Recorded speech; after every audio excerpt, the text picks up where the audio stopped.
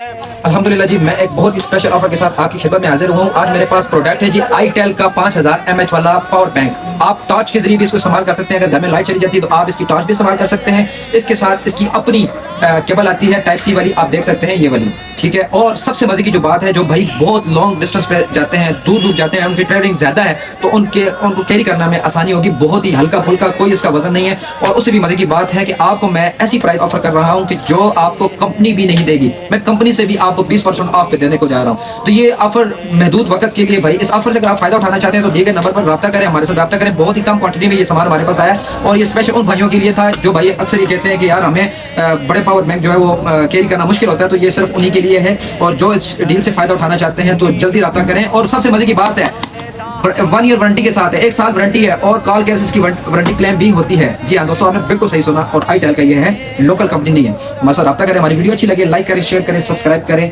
और जितना हो सके हमारी वीडियो को रिपोस्ट करें। दुआ में याद रखिएगा। अल्लाह ने के बाद।